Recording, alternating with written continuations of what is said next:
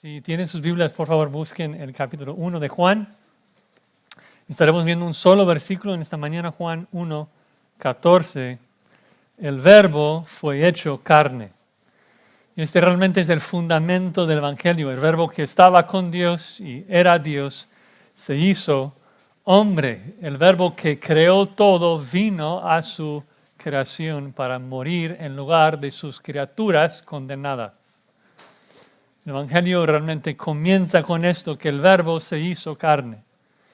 Y debido a que ese versículo es tan central para el Evangelio, vamos a dedicar toda esta mañana a meditar en él. Y la verdad es que es un versículo tan importante de que históricamente ha sido el versículo más atacado en toda la Biblia. ¿Cómo llego a esa conclusión? Bueno, los primeros 7 concilios de la iglesia, el primer 1000 años de la iglesia estaba lidiando con esta verdad. Ahora, no quiero convertir esta introducción en una clase de teología histórica, pero voy a hablarles un poco de la historia porque creo que les va a ayudar a comprender la importancia de interpretar esta verdad correctamente, de que el Verbo, Dios, se hizo carne, hombre. Cristo es verdaderamente Dios y verdaderamente hombre. Entonces, no va a haber examen, no se preocupen. Tranquilos, no tienen que escribir nada. No quiero que se pierdan los nombres y las fechas. Pero solo escuchen cómo esta doctrina ha sido atacada desde todo ángulo posible. Satanás no cansa de atacar esta frase porque es tan central para la salvación. Y la forma que siempre lo ha hecho es por medio del orgullo humano. Trata de convencer a la gente de que si no puede comprender algo, de que no puede ser cierto. Entonces, cada herejía busca simplificar el misterio de la encarnación, de que Cristo, una sola persona, tiene 2 naturalezas. Cristo es una persona verdaderamente Dios y verdaderamente hombre. El orgullo humano no acepta esto, entonces lo cambia, lo ajusta, ¿no? Dice que Cristo es tal vez mitad Dios y mitad hombre. O Cristo es 2 personas, Dios y hombre. No.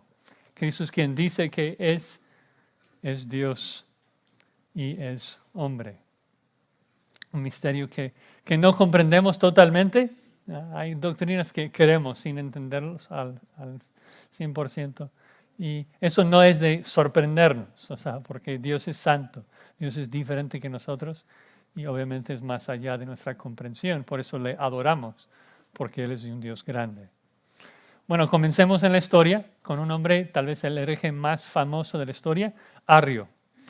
Arrio enseñó de que cuando Juan dijo el Verbo se hizo carne, de que el Verbo no era totalmente Dios, no era de la misma naturaleza de Dios, sino que de una naturaleza similar a Dios. Entonces negó la verdad de la deidad de Cristo. Enseñó que Cristo era un ser que fue engendrado en tiempo después, que no es eterno. Y su herejía comenzó a seminar por todo el mundo. Entonces, en el año 325, varios líderes cristianos se reunieron en Nicea, incluyendo a Atanasio, un gran defensor de la fe, y tuvieron el primer concilio ahí en Nicea, condenando el arrianismo como herejía. Con el paso del tiempo hubo otros hombres tratando de combatir contra Arrio y fueron al otro extremo. Los primeros 2, Apolinar y Sabelio. Apolinar enseñó que Cristo era Dios, pero que la frase el Verbo se hizo carne significa que el eterno Logos habitó dentro de un cuerpo humano, pero Cristo no tuvo un alma humana. Es decir, que Apolinar negó la verdadera humanidad de Cristo, que somos cuerpo y alma. Sabelio insistió tanto en la deidad de Cristo que dijo que Cristo es Padre, Hijo, Espíritu. Es decir, que negó la Trinidad. Entonces, alrededor de 60 años después de Nicea, hubo un segundo concilio. El primer concilio en Constantinopla en el año 381 y declaró de que el apolarianismo y el sabelianismo como herejía. 50 años después, otro ataque en contra de Juan 1.14, Nestorio. Enseñaba que el Logos acompañó a Cristo, pero no era una sola persona, sino 2 personas, el Logos y el hombre Jesucristo. Entonces otro concilio en Éfeso, 431, condenando el nestorianismo. Y aunque condenaron todas esas herejías, siguen creciendo, más ataques. Así que un cuarto concilio, tal vez el más claro en mi opinión de todos, el primero en Calcedonia, en el año 451. Hubo 520 pastores que se reunieron por mucho tiempo y definen la encarnación con mucho detalle. Vamos a leerlo en un segundo. Pero desde que luego también, 100 años después, hubo otros inventando, atacando. En el año 553, un concilio segundo en Constantinopla, donde condenó la enseñanza de Eusticiano, que enseñó que las dos naturalezas de Cristo se fusionaron, creando una tercera naturaleza semidivina, que Cristo fue como un Superman, un semidios. También condenaron el docetismo, que el verbo no se hizo carne, solamente aparentaba ser carne. Años 680, otra necesidad. Tercer concilio de Constantinopla, otra enseñanza. Todos atacando Juan 1:14. El monotelitismo enseñó que el Logos se vació de su deidad. Y la persona de Cristo durante su encarnación solamente tuvo su voluntad humana. Básicamente dejó de funcionar como Dios por un tiempo. Como que si Cristo en su encarnación dejó de usar su omnipresencia, dejó al lado un atributo divino. Pero si Cristo dejó de ser omnipresente, en cualquier momento perdió un atributo y no es Dios, y estamos todavía en nuestros pecados. Y mi punto en relatarles esos datos es de que ha de ser una verdad muy importante. Si todos los ataques en contra del cristianismo por 1000 años, los primeros 1000 años de la historia, fueron atacando esta verdad de la encarnación. Ahora les dije que vamos a leer la definición de Calcedonia. Es una enseñanza que ha sido preservada por casi 2000 años y realmente capta el sentido de Juan 1:14. Hay que usar tu cerebro un poquito para comprenderlo, pero vale la pena. Eso es lo que esos 520 pastores escribieron. Nuestro Señor Jesucristo, que es perfecto en deidad y también perfecto en humanidad, verdaderamente Dios y verdaderamente hombre, con un alma racional y cuerpo, consustancial, es decir, la misma esencia, con el Padre conforme a la divinidad y consustancial con nosotros conforme a la humanidad, reconocido en dos naturalezas, inconfundibles e inalterables, dos naturalezas diferentes, pero indivisibles e inseparables, una sola persona. La distinción de naturalezas no desaparece en absoluto por la unión, sino que quedan preservadas las propiedades de ambas naturalezas y concurren juntas en una persona, una sustancia, no separadas ni divididas en dos personas, sino uno y el mismo Hijo, el unigénito, Dios, el Verbo, el Señor Jesucristo. Una increíble definición. Ven cómo buscaron proteger a Juan 1:14 de cualquier ataque, de cualquier ángulo. Y aunque esta definición obviamente no es Biblia, no es inerrante, no tiene la misma autoridad que la Escritura, pero debido a la cantidad de horas, la cantidad de tinta y la cantidad de sangre que fue derramada para escribir esta definición, yo creo que pues hacemos bien en aprender de ella. Nos ayuda a comprender la verdad de que el Verbo se hizo carne. Bueno, sin más preámbulo, entremos en Juan 1:14. Juan 1:14, donde veremos 4 motivos de adorar a nuestro Señor Jesucristo. 4 motivos de adorar a Jesucristo. Su encarnación, habitación, revelación y descripción. Encarnación, habitación, revelación y descripción. Así dice la palabra de nuestro Señor, Juan 1:14. Y aquel Verbo fue hecho carne y habitó entre nosotros y vimos su gloria, gloria como del unigénito del Padre, lleno de gracia y de verdad. Vamos a orar. Señor, estamos frente a tu verdad y reconocemos que somos débiles y ciegos y necesitamos que tu Espíritu Santo nos ilumine y nos ayude a ver las maravillas de tu ley. Queremos ver tu gloria, Dios, en la faz de nuestro Señor Jesucristo. Queremos adorarlo. Queremos seguirle y obedecerle.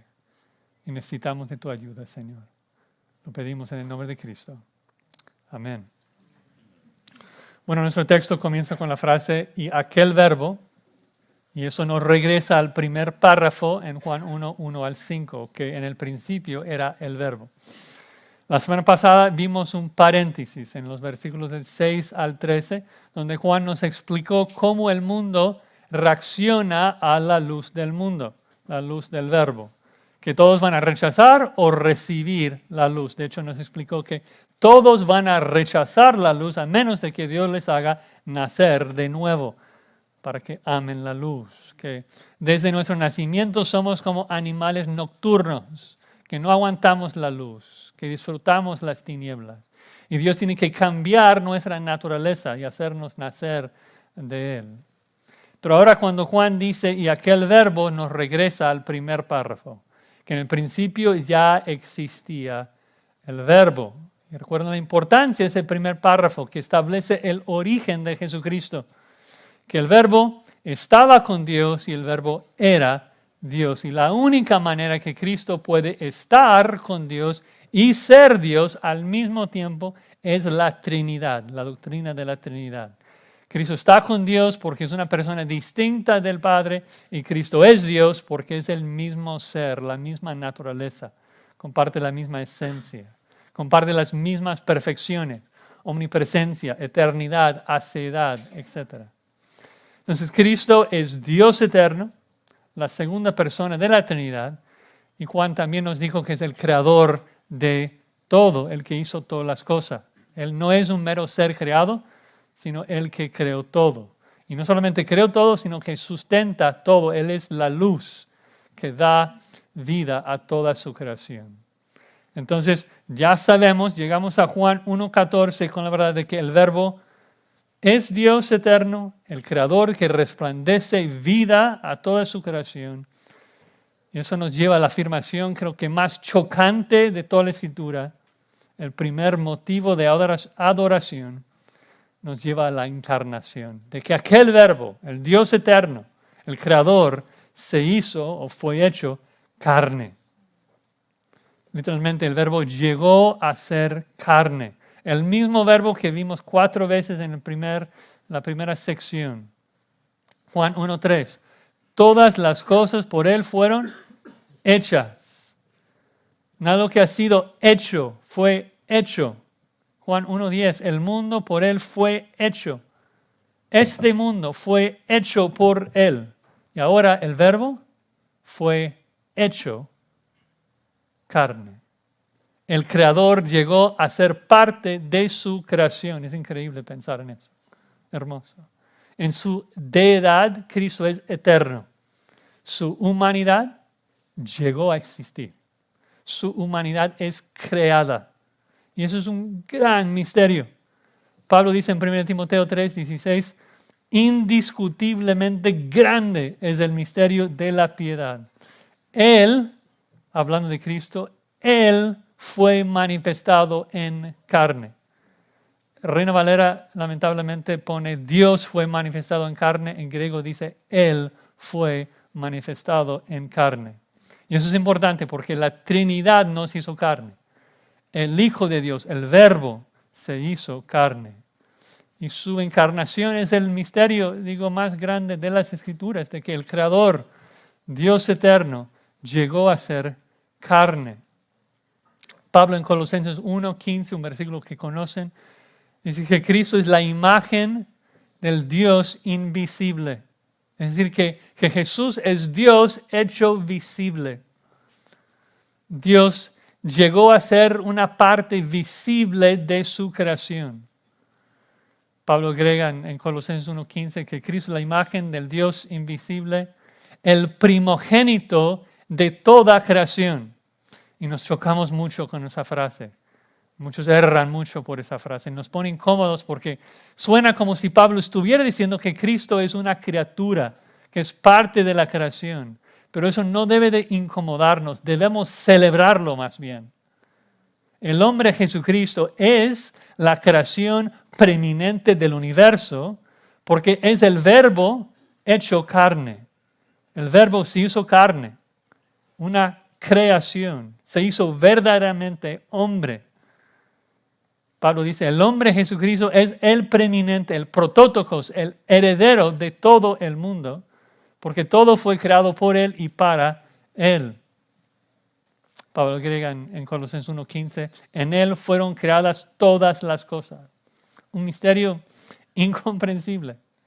De que el hombre Jesucristo es la creación preeminente sobre todo el universo. ¿Por qué? Porque es el creador de todo lo que hay en el universo, incluyendo a sí mismo. Y eso solamente tiene sentido si comprendemos de que Cristo es una sola persona con dos naturalezas, la humana y la divina. Su deidad es eterna, autoexistente, no creada. Su humanidad es creada. El cuerpo físico humano de Jesucristo llegó a existir. Su cuerpo físico no es eterno. No, llegó a existir en la plenitud del tiempo. El Verbo fue hecho carne. Algo más que no podemos comprender aquí en Juan 1:14 es la tremenda humillación de Cristo al hacerse carne. Se hizo carne, es tan chocante en griego. Juan pudo haber dicho se hizo hombre. Se hizo humano. Esto es cierto. Pero ataca más la herejía que negaba la humanidad de Cristo y dice que el Verbo se hizo carne. Sarx en griego es casi una mala palabra. En la Biblia nuestra carne es lo que debemos de crucificar. Pero Juan quiere enfatizar que Jesús es exactamente como nosotros, carne y hueso como nosotros, igual a nosotros en todo sentido, con una sola excepción, de que Él no tiene pecado, como afirma Hebreos 4. Pero Cristo llegó a ser verdaderamente hombre. A veces decimos completamente hombre, es mejor verdaderamente hombre, como dicen los credos. Porque completamente hombre o totalmente hombre puede comunicar la idea de solamente hombre. Cristo no es completamente un hombre, porque también es Dios. Cristo es genuinamente hombre y sigue siendo genuinamente, verdaderamente Dios. 100% humano, 100% Dios. Ahora, me van a preguntar cómo funciona la relación entre esas dos naturalezas, la humana y la divina. ¿Cómo es la comunicación? ¿Cómo es que una sola persona puede tener dos voluntades? Yo no tengo idea. Pablo dice, indiscutiblemente es grande este misterio, no lo comprendemos. Pero creo que tal vez la mejor explicación la encontramos en Filipenses 2, si me quieren acompañar. Filipenses 2:6. Un versículo también muy famoso que ustedes conocen. Filipenses 2:6. Pablo explicando el misterio de la encarnación. Dice que Cristo, siendo en forma de Dios, ahora decir que tenía la forma de Dios no significa que era casi Dios, sino exactamente de la misma naturaleza que Dios. Como dice Hebreos 1:3, que Cristo es la imagen misma de su sustancia. De hecho, en el versículo que sigue, noten que dice que Cristo tomó la forma de un siervo. Eso no es casi un siervo, o sea, se hizo un siervo total. Y Cristo es Dios total. Y Pablo agrega que ese Cristo no estimó el ser igual a Dios, aunque lo es, como cosa a que aferrarse. Es decir, Cristo es igual a Dios en todo sentido, pero no tenía que aferrarse a esa posición, versículo 7, sino que se despojó a sí mismo. Y aquí la gran pregunta, ¿cómo es de que Cristo se despojó a sí mismo? ¿Qué significa esto? Se despojó significa que se vació de su deidad, que dejó de ser Dios en su encarnación. No, Pablo es explícito. Dice que se despojó al unir, al agregar. Dice, se despojó tomando forma de siervo, hecho semejante a los hombres. Entonces Cristo, quien es verdaderamente Dios, se despojó no por sustracción, sino por adición. De que se despojó al unir una naturaleza verdaderamente humana a su deidad. Se humilló por tener que experimentar tiempo, cambio, hambre, sed, cosas que nunca su deidad había experimentado. Igual a nosotros en todo sentido, excepto el pecado. Y eso es una maravilla. Es un misterio maravilloso que Cristo se hizo hombre. Se hizo hombre, totalmente hombre. Y eso es tan importante para nuestra salvación porque tenía que ser como nosotros un hombre en todo o no podría morir en nuestro lugar. Recuerden Hebreos 10:4 que dice que la sangre de los toros y los machos cabríos no puede quitar el pecado, por lo cual, entrando en el mundo, dice, sacrificio y ofrenda no quisiste, mas me preparaste cuerpo. Un toro no puede morir por tus pecados porque no tienes pecados bovinos. Tienes pecados humanos. Tu carne. Por eso Cristo tenía que hacerse carne. Solo un sustituto humano puede pagar tu deuda humana. Tú eres carne, Él tenía que hacerse carne para morir en tu lugar. Por eso el Verbo eterno se hizo carne. Una humillación increíble. No lo podemos comprender, ¿no? Porque no tenemos idea de su exaltación, de ser Dios eterno, omnipotente. Y la humillación de agregar una humanidad tan débil como la nuestra. Increíble. Entonces debemos adorar a Cristo porque se hizo carne para morir en nuestro lugar como sustituto. Gloria, gloria a Dios. Pero vemos un segundo motivo de oración en este versículo, que Cristo habitó entre nosotros para vivir en nuestro lugar. No solamente murió en nuestro lugar, también vivió en nuestro lugar. Habitó entre nosotros para cumplir la ley por nosotros. Segundo motivo, habitación. Dice, y habitó entre nosotros. Y el verbo ahí, habitó, es sumamente interesante. Literalmente significa hizo su tabernáculo con nosotros. Si me permiten inventar un verbo en su idioma, literalmente el griego dice se tabernaculó entre nosotros. ¿Y por qué es importante enfatizar esto? La palabra tabernacular o tabernáculo. Bueno, es porque toda la Biblia habla del tabernáculo. La idea del tabernáculo permea toda la Escritura. Y eso es porque según Hebreos 8:5, el tabernáculo que Moisés construyó fue figura y sombra, un modelo del tabernáculo celestial en donde Dios mora. No hay tiempo para ver todos los detalles, lo haremos en otro momento si Dios lo permite.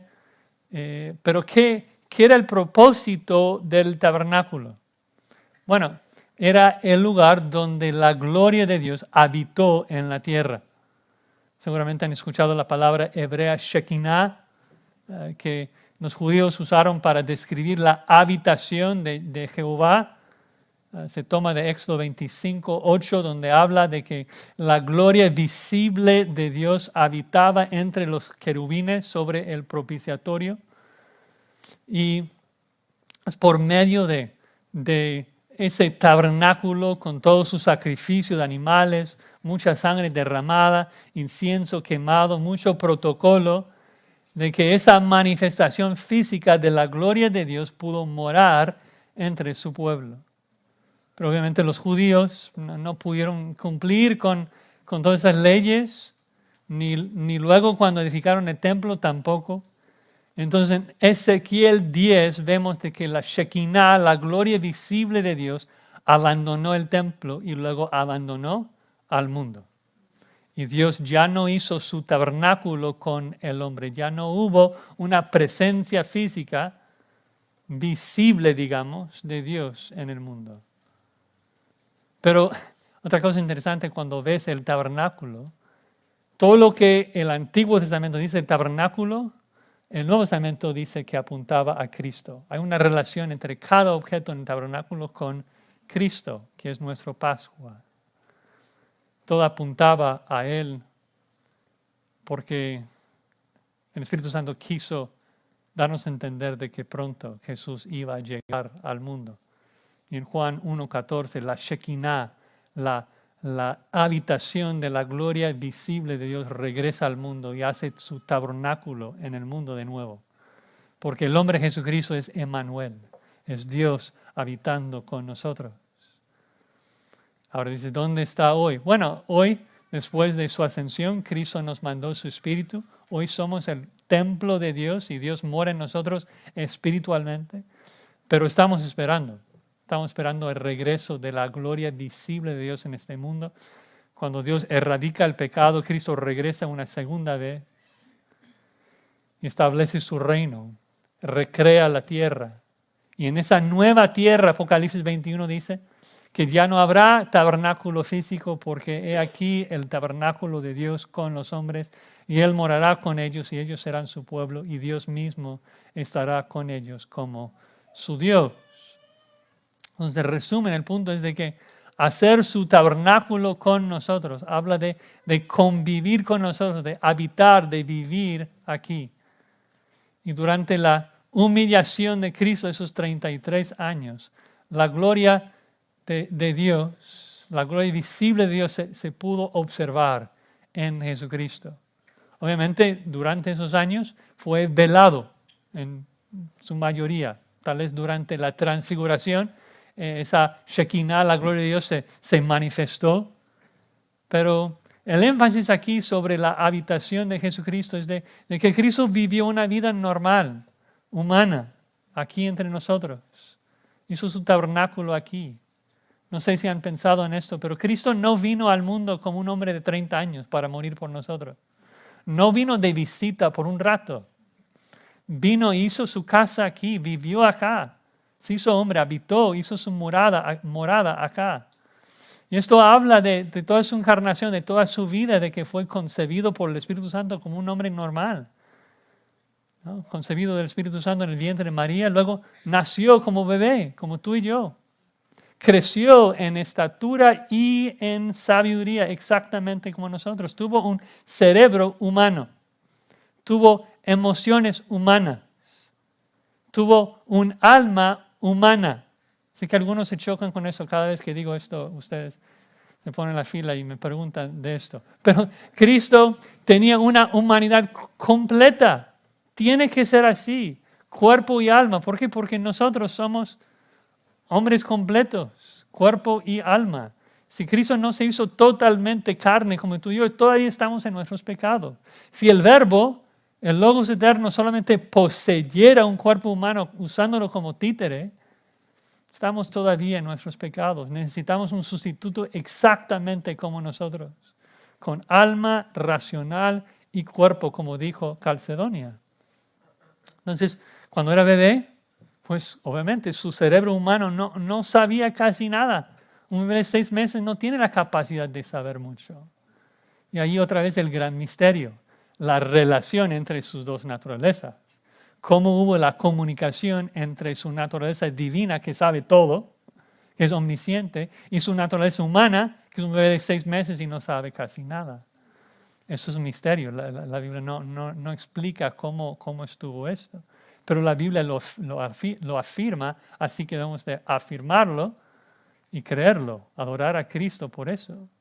De hecho, además de esto, Hebreos 5 afirma que el hombre Jesucristo tenía que obedecer y aprender la obediencia.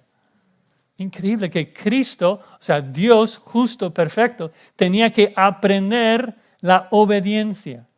Ahora, eso no significa que a veces pecaba y a veces obedecía, como nosotros, sino que tuvo que pasar por todas las pruebas que nosotros enfrentamos y obedecer en cada situación, cumplir cada ley por nosotros.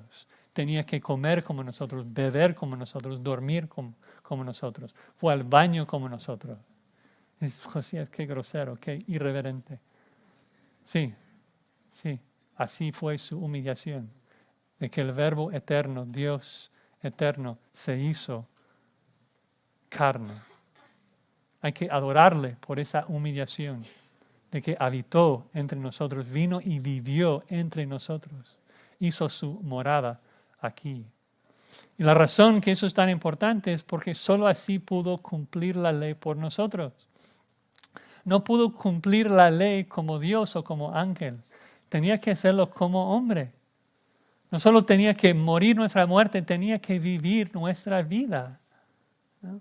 Una ilustración, si yo digo a mi hijo, mira, voy a trabajar, cuando regreso, la basura no puede estar en la cocina ya. Tienes que sacarla, por favor.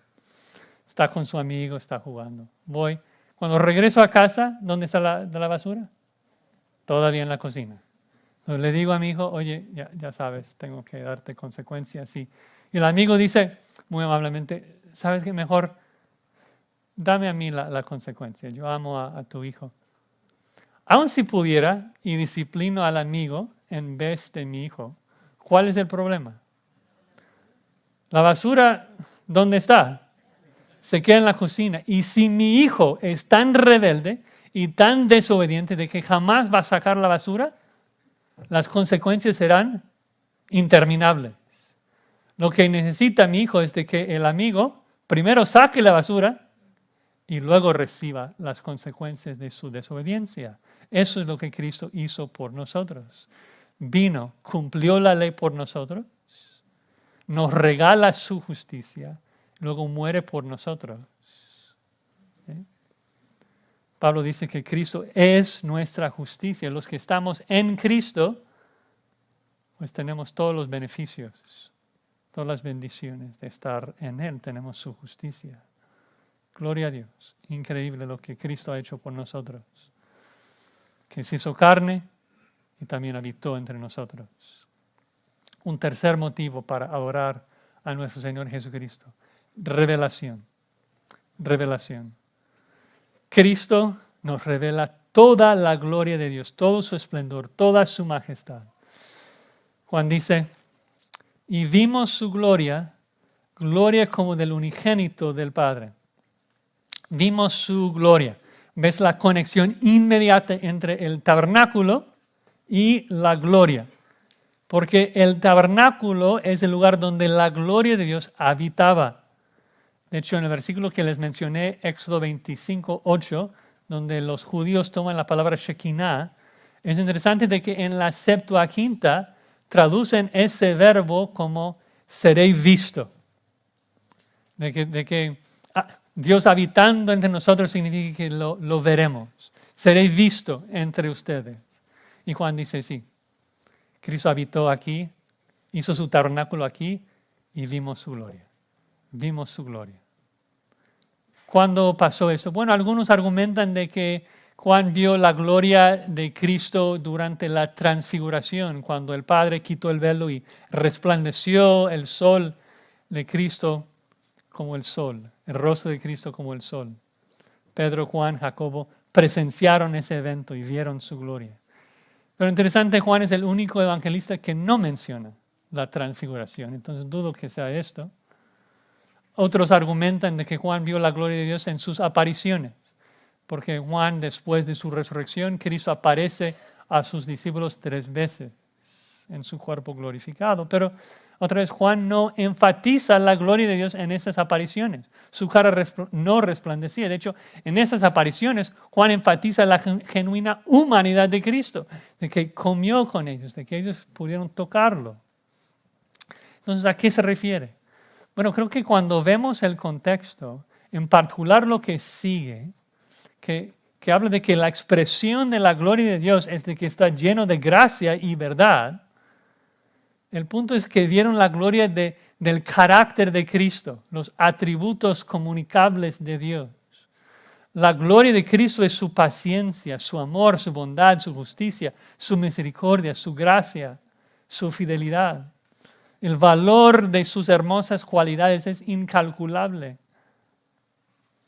Eso es la gloria de Dios. Recuerden que cuando Dios revela su nombre a Moisés, revela el valor de su gloria, ¿cómo lo hace?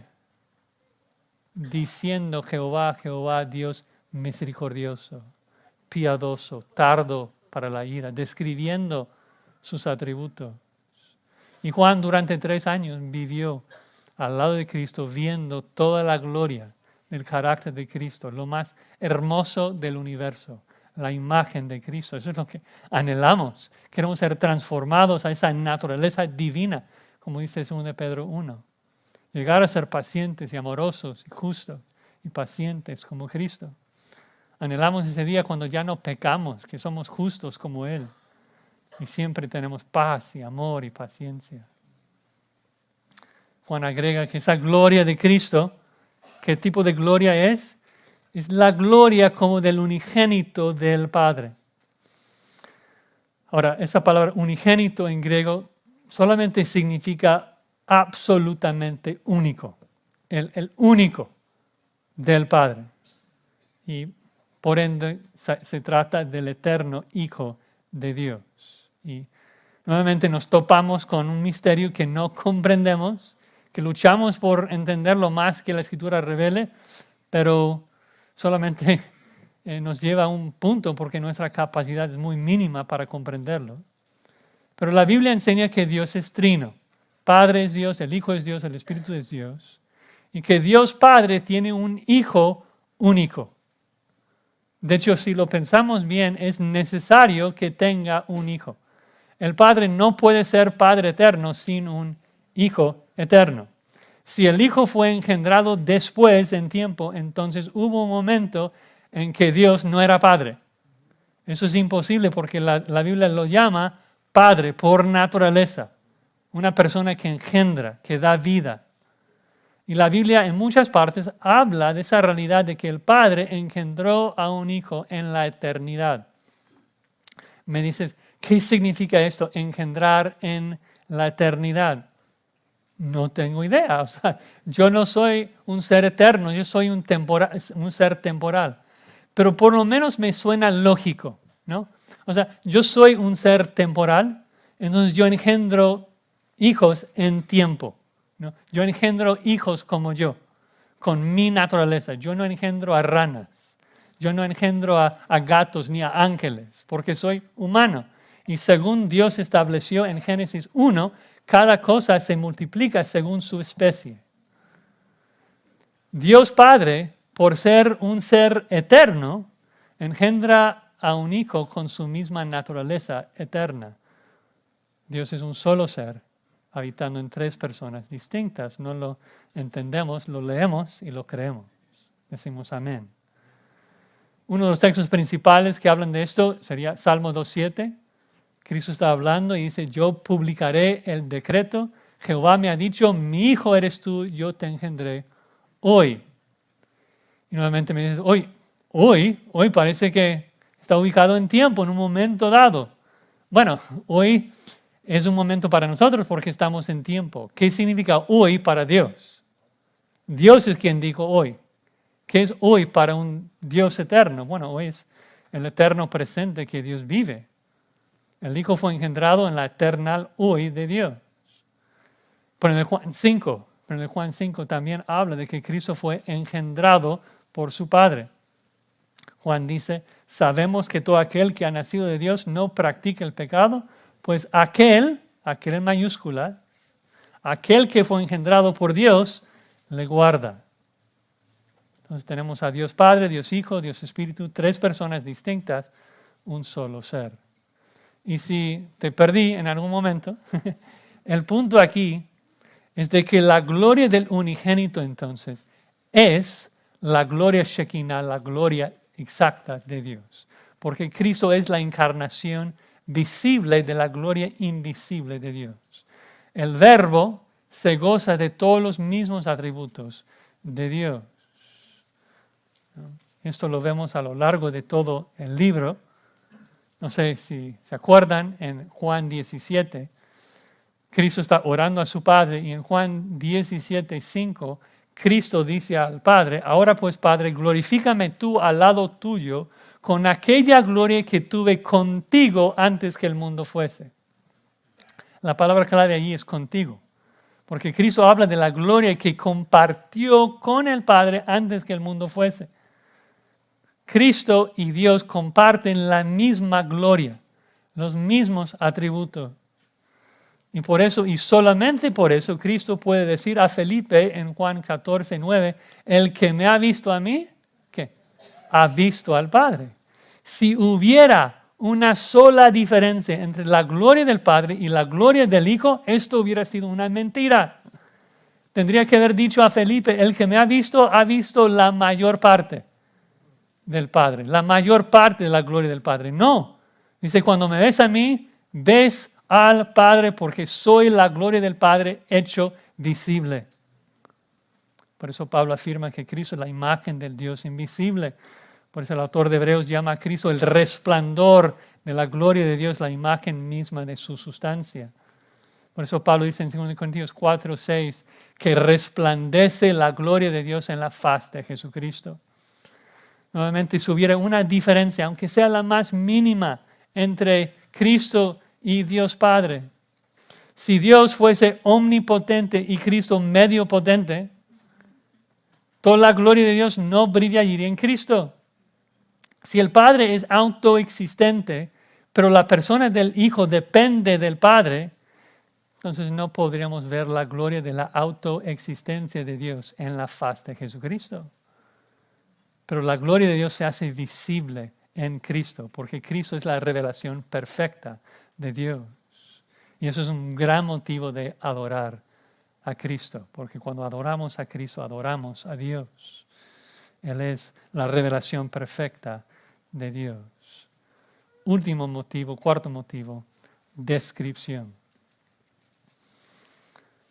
Juan termina el versículo lleno de gracia y de verdad. Primero deben saber de que no es posible desde el texto griego saber si la palabra lleno se refiere al Padre o al Verbo. El antecedente es ambiguo. La pregunta, ¿el Padre es lleno de verdad y gracia o el Verbo es lleno de gracia y verdad? ¿Cuál es? Bueno, la verdad es que si el punto 3 es cierto, no importa. Porque como vimos en el tercer punto, Cristo y el Padre están llenos de lo mismo, exactamente lo mismo. Y el punto es que el lugar donde vemos que Dios es lleno de gracia y verdad es en Cristo. Entonces, por un lado, sabemos, Dios nos ha dicho, en particular en Éxodo 34, Dios nos ha dicho que está lleno de gracia y verdad, pero lo vemos en acción, lo vemos en físico, en Cristo Jesús. Ahora, yo entiendo que gracia y verdad es un resumen de todo el carácter de Dios, un resumen de sus atributos comunicables. Si no conocen ese término, comunicables, los atributos de Dios se dividen entre incomunicables y comunicables. Los atributos incomunicables son como su eternidad, su omnipresencia, cosas que no comunica a sus criaturas. No estamos siendo transformados a la omnipresencia de Dios o la eternidad de Dios. Los atributos comunicables como su justicia, su amor, su verdad, eso sí, comunica a nosotros. Y el Espíritu Santo nos transforma a ser más pacientes, amorosos, justos y rectos como Dios. Y como dije, cuando Dios define su carácter, define su nombre en Éxodo 34:6, cuando revela sus atributos comunicables, divide su nombre en básicamente dos categorías, gracia y verdad. Y Juan quiere mostrarnos que Cristo es Jehová, porque Jehová es trino. Quiere mostrarnos de que el mismo Jehová que hizo su tabernáculo con Israel en el Antiguo Testamento, ahora viene a morar con su pueblo de nuevo, de que es la misma gloria, los mismos atributos. Escuchen la definición del nombre de la gloria de Jehová en Éxodo 34. Éxodo 34:6. Jehová, Jehová, primero su gracia, Dios misericordioso, piadoso, tardo para la ira, grande misericordia y verdad, que guarda misericordia a millares, que perdona la iniquidad, la rebelión y el pecado. Es decir, Jehová está totalmente lleno de gracia, grande en misericordia. Pero luego continúa el versículo 7, mostrando que Dios es lleno de verdad, es un juez justo. Y dice, y que de ningún modo tendrá por inocente al malvado, que visita la iniquidad de los padres sobre los hijos y sobre los hijos de los hijos hasta la tercera y cuarta generación. Jehová es totalmente lleno de verdad. 100% gracia, 100% verdad. Y Cristo, lleno de lo mismo. Exactamente lo mismo, lleno del mismo esplendor. Y creo que Juan, en parte, lo que quiere hacer en su evangelio es hacernos ver la revelación de ese carácter de Dios en la faz de Jesucristo, de que Dios es una armonía perfecta de gracia y verdad. Y como preestreno de lo que veremos en el resto de Juan, piensen algunos detalles, por lo menos, en los siguientes capítulos de Juan. En Juan 2, Jesús crea vino para amar a su mamá. Una gracia tierna, bella. Y luego, en el mismo capítulo 2, limpia el templo, saca a miles de personas de allí con un látigo, porque es verdad, lleno de verdad. Cristo en Juan 3 ofrece salvación a Nicodemo y a cualquier persona que cree. Regala vida eterna a cualquier persona que cree porque es lleno de gracia. Pero le dice también, si no me obedeces, la ira de Dios permanece sobre ti, porque es lleno de verdad. Juan 4 habla con la mujer samaritana, le ofrece agua viva, lleno de gracia. Pero luego le llama arrepentimiento, le dice que debe de abandonar su falsa religión de los samaritanos porque la salvación es de los judíos, lleno de verdad. Juan 5 salva al paralítico porque está lleno de compasión. Lo hace en día de reposo para condenar a los fariseos porque ama la verdad. Juan 6 alimenta a 5,000 personas porque los vieron como ovejas sin pastor y no quiso que se desmayaran. Pero luego intencionalmente aleja a la gente de él y le dice, tienes que comer mi carne y beber mi sangre.